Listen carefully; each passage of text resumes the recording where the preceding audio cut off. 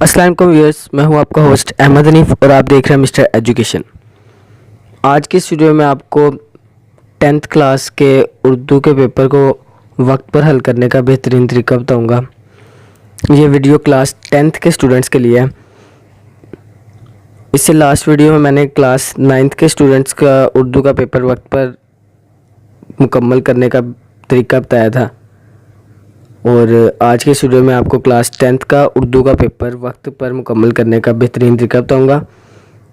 अगर आपने अभी तक मेरे चैनल को सब्सक्राइब नहीं किया तो जल्दी से इसे सब्सक्राइब कर दें और साथ ही साथ बेल आइकन पर भी क्लिक कर दें ताकि मेरी नई आने वाली वीडियो की नोटिफिकेशन आप तक पहुंच सके। तो चलिए वीडियो को स्टार्ट करते हैं। तो वीडियो स्टार्ट करने से पहले सबसे पहले आपको बता दूँ कि आपका 10th क्लास का उर्दू का पेपर भी 9th की तरह 75 मार्क्स का होता है और इसको कंप्लीट करने के लिए आपको दिए जाते हैं 2 घंटे 30 मिनट यानी 150 मिनट टोटल आपको दिए जाते हैं। उन 150 मिनटों में से आपको सबसे पहले जब आप जाते हैं एग्ज़ाम देने तो सबसे पहले आपको ऑब्जेक्टिव टाइप पेपर दिया जाता है, हिस्सा मारूजी। तो हिस्सा मारूजी सवाल नंबर 1 आपको दिया जाता है ऑब्जेक्टिव टाइप। उसमें आपको 15 MCQs दिए जाते हैं उस क्वेश्चन पेपर में। तो MCQs को सोल्व करने के लिए आपको दिए जाते हैं 15-20 मिनट, ठीक है। और 15 नंबर का आपका ये पोर्शन होता है MCQs का और इसको कंप्लीट करने के लिए आपको 20 मिनट दिए जाते हैं। तो ऑब्जेक्टिव टाइप सोल्व करने के बाद आपसे वो क्वेश्चन पेपर ले लिया जाता है और फिर आपको दिया जाता है सब्जेक्टिव टाइप। तो सब्जेक्टिव टाइप में आपका जो सवाल नंबर 2 होता है उसके नंबरों की डिस्ट्रीब्यूशन बताने से पहले मैं आपको ये बता दूं कि हिस्सा इंशाइया मुकम्मल करने के लिए वक्त पे आपको दिए जाते हैं 2 घंटे 10 मिनट, ठीक है। टोटल 130 मिनट आपको दिए जाते हैं। तो सवाल नंबर 2 में आपके पास होता है अशार की तशरीह। तो अशार की तशरीह में आपने 5 अशार की तशरीह करनी होती है जिसमें से 3 अशार हिस्सा नज़म से होते हैं और 2 अशार हिस्सा गज़ल से। तो 6 नंबर का मतलब हिस्सा नज़म से पोर्शन आता है अशार की तशरीह का, 4 नंबर का हिस्सा गज़ल से। तो एक शेर 2 नंबर का होता है। तो आपने टोटल 5 शेर करने होते हैं, 3 हिस्सा नज़म से, 2 हिस्सा गज़ल से। तो 10 नंबर का ये सवाल है। तो आपने 3 हिस्सा नज़म के शार को मुकम्मल करने के लिए 15 मिनट और हिस्सा गज़ल के शार को मुकम्मल करने के लिए 10 मिनट अगर आप अपने कंज्यूम करते हैं तो इंशाल्लाह आपका पेपर वक्त पर मुकम्मल हो जाएगा। तो 15 मिनट आपने हिस्सा नज़म के शार की तशरीह को मुकम्मल करने के लिए लगाने हैं और 10 मिनट हिस्सा गज़ल की। उसके बाद आपका सवाल नंबर 3 है इबारत की तशरीह। इबारत की तशरीह में आपको 2 इबारतें दी जाती हैं और आपने दोनों इबारतों की तशरीह करनी होती है और ये सवाल आपका 10 नंबर के लिए होता है और 5 नंबर एक इबारत की तशरीह के लिए और 5 नंबर दूसरी इबारत की तशरीह के लिए, टोटल 10 नंबर। तो दोनों इबारतों की तशरीह के लिए आपने 25 मिनट अपने सर्व करने हैं। तो इंशाल्लाह आपका पेपर वक्त पर मुकम्मल हो जाएगा। 12.5 मिनट एक नसर पारे की इबारत की तशरीह के लिए और 12.5 मिनट दूसरे इबारत की तशरीह के लिए। तो सवाल नंबर 3 के बाद आपका आता है सवाल नंबर 4। सवाल नंबर 4 आपका होता है मुख्तसर सवालात के जवाबात, शॉर्ट क्वेश्चंस। ये 10 नंबर के लिए सवाल होता है और आपने 10 मिनट में ये सवाल मुकम्मल करना है। तो 8 सवाल आपको दिए जाते हैं, उनमें से आपने 5 के जवाबात देने होते हैं। तो 10 मिनट में आपने ये सवाल करना है। उसके बाद आपका आता है सवाल नंबर 5, सबक का खुलासा।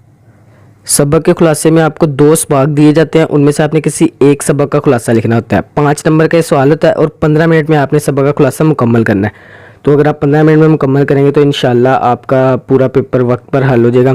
उसके बाद आपके टोटल 3 सवाल रह जाते हैं, सॉरी 3 नहीं 2 सवाल रह जाते हैं। तो सवाल नंबर 6 आपका है मजमून।